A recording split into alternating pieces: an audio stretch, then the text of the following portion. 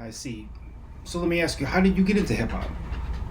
My love for hip hop really started in high school. I listened to guys like Nas and Eminem, Jay Z, Exhibit, and even Tupac and B.I.G.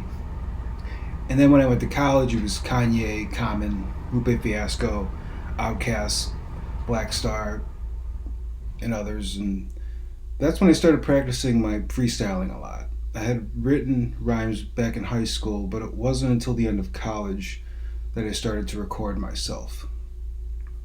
The Alex tape was largely off the top of my head freestyles.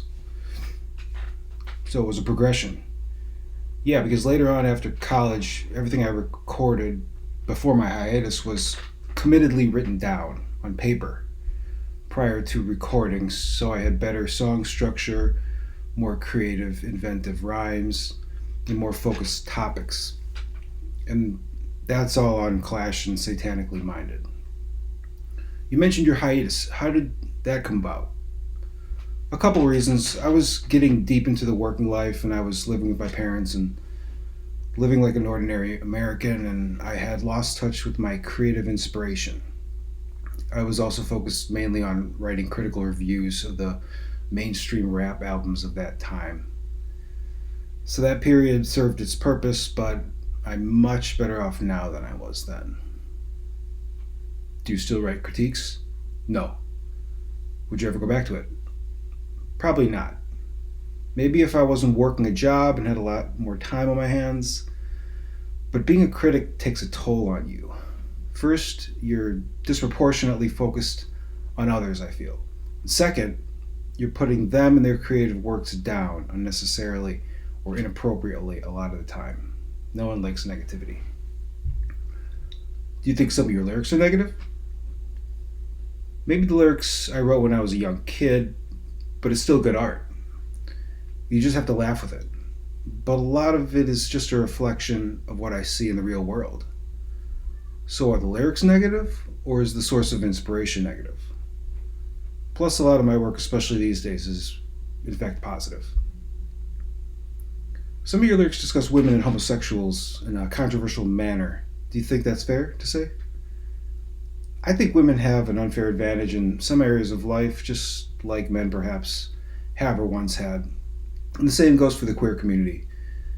Is it nature or nurture? I think it's almost entirely nurture.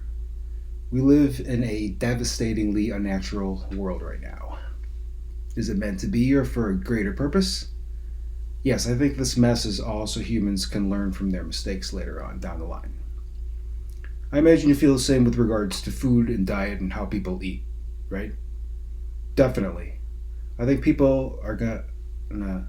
I don't think people are gonna eat like they do now forever because it's an abomination.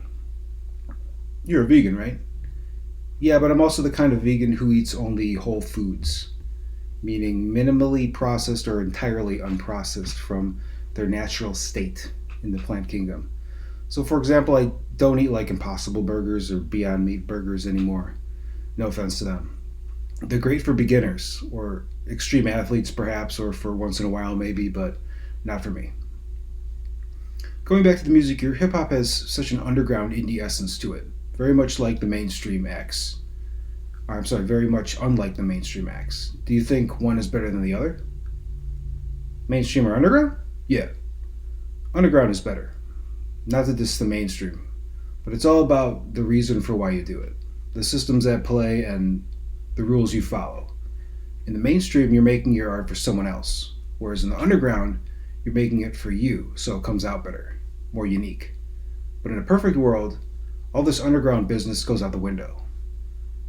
Because in that world, I'd be just as big as the hottest guys on the scene today, so you can't go by what's popular if you want the goods. How do you look at sampling and the like? It's fair game, unless of course you're making a ton of money from it, because then you should worry about them knocking on your door. But I see sampling and that sort of stuff as a show of respect and admiration as opposed to stealing. Last but not least, what advice would you give to other artists? Be original, be different, come from the heart, and follow your own rules. Forget about what other people may or may not think. Try different things, push yourself out of your comfort zone, and work hard, stay organized, and keep learning, and have a good time doing it. And set aside time for non art stuff to live your life. That's where you get a lot of the inspiration. And then you'll be just fine. Thank you, sir. Thank you.